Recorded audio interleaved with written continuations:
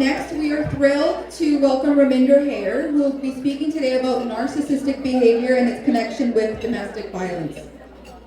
Raminder is best known for her spiritual activism and healing work, helping individuals and professionals discover their purpose and understanding their energy, unlocking their potential.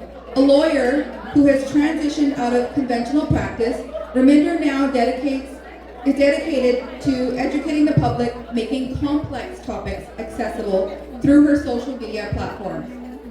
Recognized as one of the leading women in her industry by Women in Business, she is passionate about helping people overcome burnout by focusing on their unique strengths and fostering personal growth. Please help us join in welcoming Raminder here.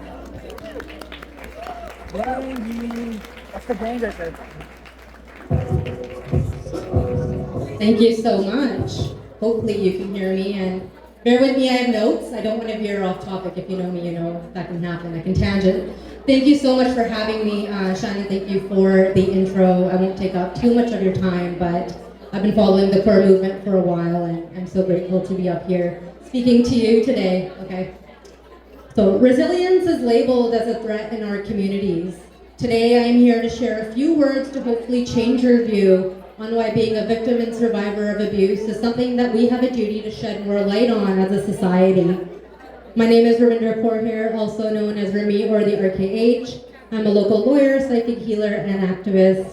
And again, I'd like to thank my friends for the introduction and for inviting me to speak.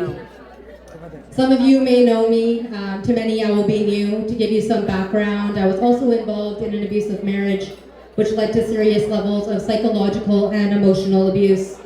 You may be wondering, how can an educated woman of privilege end up in this situation? And I'm here to say if it can happen to me, it can happen to you. For many, it probably already has. There are no rules into how we as a community stay or get involved into these dangerous dynamics. And everyone's unique experience has different pain points. One thing I can say with pride is that I'm very lucky to be alive to share these anecdotes because I have the resources, means, support, and onus to help our community understand the impact, numbers, and background so that we can stop domestic violence and assault that is going on in homes and beyond. And my mom is here with me so that can show you the level of support that I've received in my activism on this topic. Many of you have likely heard of the legal system not putting much awareness on the importance on abuse that is not physical. While this is a shame, I'm happy to say that this is changing. By speaking up, we create the change that we wish for. We become seen and accounted for in the legal system. This also means that we need to create safe environments for men and women. There needs to be less shame or blaming and more tolerance and understanding. You've also heard that previous to me. Many of us, including the older generations, grew up with trauma that has kept us in survival mode. In the modern day, this translates to caring what people think, loki nakikana, turning to drugs, alcohol, suicide, and lifelong suffering. This then impacts children and grandchildren, and you heard a little bit about generational trauma earlier. As a community, we must do better to approach the changes in law and policy with open eyes so that we can finally seek justice for individuals who are abused by most often their families or their in-laws. This creates negative dynamics in work and friendship too. It builds unhealthy self-esteem and tolerance. As a healer, I see my clients and community put their happiness at risk daily to make everyone else around them happy.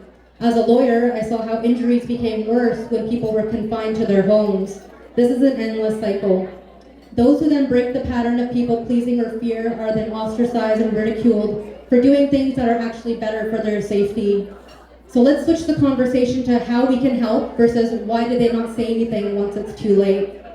The government is currently passing a bill which is introducing a framework for coercive control. So what does this mean? In short, the government, lawyers, and judges will soon start to look at how toxic or narcissistic patterns play a role in the functioning of Canadians. Typical tactics like isolation, financial control, threats, intimidation, and mind games will finally start to be recognized as a serious form of abuse. It will become a criminal offense. The Supreme Court of Canada is in the process of writing their reasons on the Ontario case of Ahluwalia versus Ahluwalia. A civil case where Mrs. Ahluwalia was restricted by her husband, asked to stay in the kitchen when guests were over, and isolated from safety and a proper livelihood. The court will consider whether they will make this a separate cause of action, meaning people facing divorce will undoubtedly be able to sue for intimate partner violence, whether or not they were physically harassed. In some cases, psychological abuse is a lot harder to recover from than physical because it alters your brain chemistry and leaves you in a mental fog. These stories are too common and also almost expected in South Asian homes.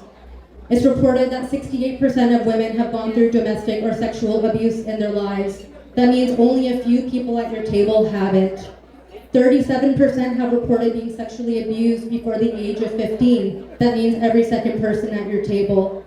Since these are reported numbers, that means the actual victim or survivor count is much higher. Why, you may ask? Because there's a stigma in reporting. There has been a rise of partner assault by 163% since 2022. COVID created more isolation for victims and made it easier for partners to abuse their significant other. This has now created years of backlog, less access to justice, and question marks in whether individuals will ever be heard. Men are also less likely to report, but they are just as important, and that is why there is both a Sing and Kaur movement. It will be more likely that men who are suppressed in their identity, who are also perhaps queer, gay, or unfulfilled in other ways, will abuse their partners or men around them as a means of control. Let's also celebrate men who provide for their families without the constant need to ask them for more, without understanding the intersectional difficulties that they face today, providing us food, safety, stability in our current economy. As a community, we must garner more empathy. We must apply the true meaning of what it means to be spiritual, understanding that we are all connected because we are uniquely different. We live in a reactive society, not a proactive one, so let's change that together.